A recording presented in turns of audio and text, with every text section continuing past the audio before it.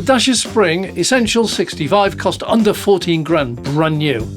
I've seen 6-year-old very high mileage Tesla Model 3s in auctions dearer than that. It's billed as an urban runaround with just a tiny 25 kilowatt hour battery. So what did we just do? Yeah, we took it on a road trip, performed a range test on a motorway in the snow and ice at 70 mile an hour, and then plugged it into a Tesla V4 250 kilowatt supercharger. Ha! Now one test surprised us, the other shocked us. Does it do what it says on the tin? And who should consider one? Keep watching, this is Dave Takes It On, I'm Dave. Well, the Dacia Spring Essential 65, this is not our full review, that's going to follow later, but it is a very budget EV with just enough essentials to allow you to operate it. No extras, no gimmicks. The battery is a tiny 25 kilowatt hour usable, and the efficiency is rated at between 4 and 5.5 miles per kilowatt hour, giving it a stated WLTP range of 137 miles. Extras are not even options. It either has them or they're not options. And for most part, they just aren't options. This model does not even have a central display. It has a driver's display, but it does have a holder for your smartphone. Remember those days before cars had central displays? Many ICE drivers still use their smartphone in a holder as their sat-nav. And it works. Once clipped in, it provides basic function like radio, phone and sat-nav. Well, this is intended as a runaround, a second car or commuter use in rural settings. So let's see what happens when we get it out on the motorway. Well, talk about baptism of fire. We took it out on the coldest day of the year so far, -7 Celsius, when we started, and we put it straight onto the motorway at 70 mile an hour in the snow and the ice. Yeah, you can bet the heater was on, and this is not a heat pump. And it coped remarkably well. It wasn't as quiet as many EVs, but it cost pretty much half the price of the recent road test I completed on the Renault 5e. What did you expect? It got up to 70 mile an hour fairly quickly enough and held there throughout the drive. There were no issues here. The driver assistance services, they're pretty basic, and the cruise control is not even adaptive. But it coped. It can handle a motorway. The shock here was the range. For my self-designed range test, I select a destination that has EV chargers that is well within half the range stated by the manufacturer. Here it was limb services at 34 miles distance, making the return journey about 70 miles, well within the 115 miles displayed on the screen on departure. Now, this destination is a newly opened Tesla supercharger open to all and GridServe 400 kilowatt e-mobility chargers at Limb Services on the M6 in Cheshire, and coincidentally the venue for the first Patreon and YouTube members meetup of 2026. We advertise where we're going to be filming in advance, and anyone can simply turn up, meet me, chat, ask a question, all over a cup of coffee. Now, big thank you to all our existing members for your support, and we will be advertising far more meetups this year right throughout the country. The next, still within January, will be in Edinburgh. Well, details will be notified to our members in the usual way. I do hope to see you there. Well, if the displayed range proves to be accurate, then I should arrive with 80 miles left. Easily enough to get me back home again. No risk, but here it was nowhere near. We arrived with 56 miles displayed. So instead of just filming, chatting to some members and viewers and setting off home again, the beauty of this test is, if it does go wrong, as here, then we just top it up. Simples. So what do our readings reveal? At the 137 mile stated WLTP range and a 25 kilowatt hour battery, that means we'd need to get and maintain a consumption of 5.5 miles per kilowatt hour. That totally unachievable completely. Definitely not in the winter, and I doubt many would even get close to that in the summer either. A similar totally unachievable figure was also displayed on the Renault 5 we tested, and they both use much the same software. This is so misleading. But on the motorway 70 mile an hour, we got a steady 3.6 miles per kilowatt hour, and that's impressive. Many EV drivers would be delighted to see this sort of efficiency.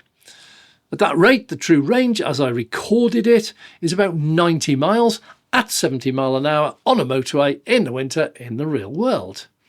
and these can happily be driven on the motorways, just not very far before stopping. Well, luckily, that's not even an issue, because after about 30 minutes of driving, I got a pop-up on the screen reminding me to take a break for safety. Well, away from the motorway, where EVs are least efficient, I was regularly getting 4.3 miles per kilowatt hour, which is amazing, as I never got that much with the Renault 5, and I have to concentrate quite hard to get that much on my Model 3 long range.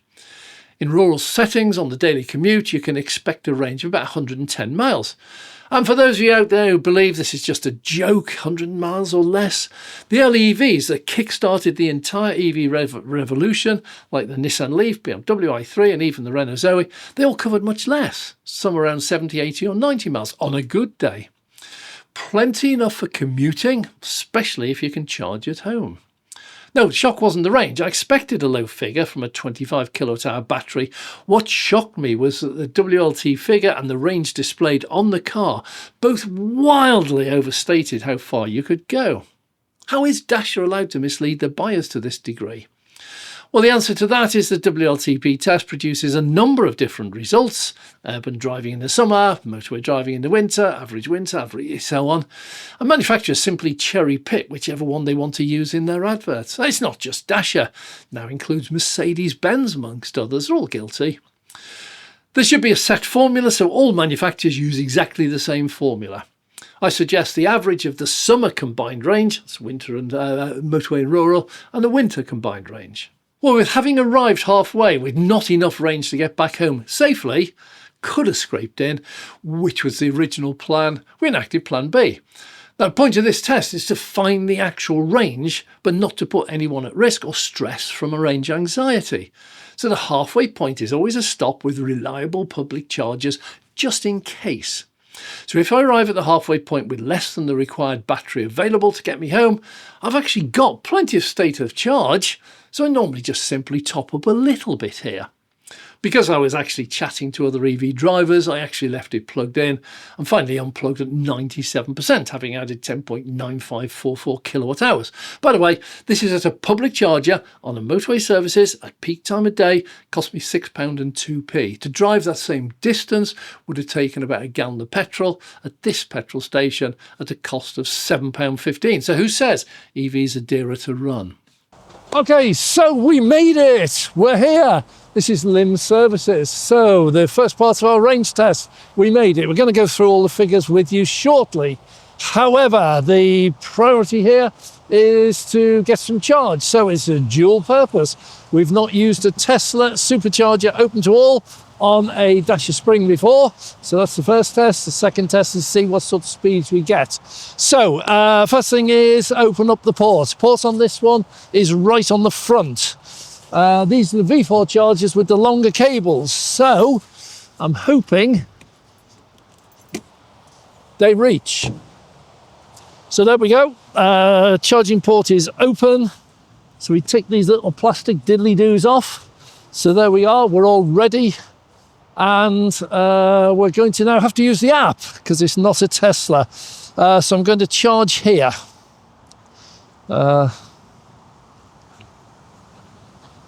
Here we go. Let's see what it says. Okay, choose your post number. This is 5A. 5A. Start charging. Let's take them at their word.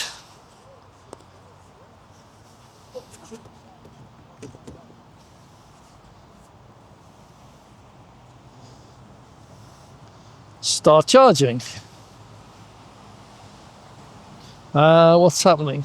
Plug in to start. Yeah, we've plugged in. Oh, there we go. Charging rate. Oh, we're started. Okay. So that was really, really seamless. No hassle whatsoever. So what we've got here is a mirror of what I've got on my app. Okay, so what we're showing is we're 52% state of charge. We're charging at 19 kilowatts. So that, I think, for this one is pretty much flat out. It's showing we've been charging for 36 seconds and it's cost me 15 pence so far. So the very first thing is absolutely seamless. You run it from the app, or I did in this case. I think we need to try and use the contactless at a separate occasion. But for the moment, all we've done is use the app, told it found out where we are, so we selected that the charger location. It said plug in, start charging, and it's done it. Now, in terms of payment, because I have a Tesla and have the Tesla app, my payment details are already on the Tesla app. So it knows it's going to get paid. So it hasn't asked me for any payments. So what we will do is, on a separate occasion, is we will try this at a non-Tesla using contactless and see how that one goes. But for the moment, we've made it here and we're charging. So when I look at the reading on the dashboard, it's showing us 80% state of charge, and it's telling us we've got 97 miles of range. Now, 97, it's never going to do that. However, this is what you build into your range trip plan. You don't ever need to do that. For me to get home from here is about 30 odd miles. So I can easily set off now and go back home again. And that's what a lot of these cars, we just don't do with them, is don't do 100% charge. Just charge it up to 80%, get you enough to get you back to your next destination, forward destination or back home, whichever it is. So now comes the disconnect. Unlike the Renault, this doesn't have a push button, which is a shame. So we're going to undo it from inside. We're running at 95% here, and this one I do know how to disconnect it. Unlock the car, put the key in, tell it we want to drive, and it will say you can't drive because it's plugged in. And at this point we come here, remove the plug, we put in the little diddly-doos, and we close that. So that is a very simple procedure. I'm holding this, by the way, because it's so cold and I forgot to put my gloves on. They're in the car. But that was a really simple procedure. No hassle, no performance. Just tell the car you want to drive. It says you can't drive because the cable's connected. It unlocks it, you unplug it. Now, Dacia Spring has undergone a few upgrades since this was registered. November 2025, just a few months ago. First, the base model now is not the 65, it's now a 70. It's got much more added to it, like a central display, but it's also increased in price to about 16k. Well, this one I tested, had undergone a partial upgrade that was replacing the NMC batteries with LFP and had a reported maximum charging speed of 34 kilowatts, which you never get. But here, with 50% state of charge, freezing cold temperatures and no preconditioning, it's immediately leapt up to 19 kilowatts. Well, normally I'd have stopped at 80% after about 20 minutes, but with chatting and coffees, I finally stopped it at about 97, 98% when it slowed down to 12 kilowatts. Now, totally coincidentally, a Tesla Model 3 and an X-Door charger was at 98% state of charge and also charging at 12 kilowatts. Well, the entire session took about 40 minutes. Sadly, a channel member who turned up plugged in his 2022 MG4 into the V4 charger using the app, totally failed to charge. Now, this is a known issue with MG. They simply do not always install the software necessary to enable the car to talk to the charger. This is a firmware upgrade for MG, which most people tell me is totally free, but you do have to ask them for it. Why can't they just offer it to all their motorists? But alongside that, a regular channel viewer who had only just taken delivery of his first EV, a VW ID.5, he found the process to be absolutely flawless. It really is about time someone selected a full plug and charge or auto charge system where you simply plug in, walk away on every charger. They did it with plugs, they're all CCS2. Why not the protocol? A British standards already exists. Make it mandatory. But what have I now learned from this road trip and range test is the actual range under worst case scenario. Future journeys of up to 70 miles one way and no longer a worry. And besides, unlikely to be all on a motorway nor carried out in the ice and the snow. And that would give me, if I was keeping this car and driving it on a regular basis, total peace of mind. I highly recommend my range test to all new EV drivers. One simple test, getting to know your EV, can eliminate years of potential range anxiety. Well, Dacia Spring proved to be a capable, if very basic, motorway cruiser under the worst of conditions. It would not be suitable for me and my driving requirements, but I also pay an awful lot more for what I've got. That was a second car or runaround or commuter car, or in place of a used car, which these days costs around 17,000 average, it is perfectly capable, very economical. Well, thanks for watching. I'm Dave. If you have enjoyed this, please click the like button. And if you would, please subscribe. It really does help the channel. It forces YouTube to show our video to more and more people, a much wider audience. So click this subscription button and the notification bell. And anyone who wants to, have a look at our Patreon member details down below. Thank you very much to everyone. I'm Dave.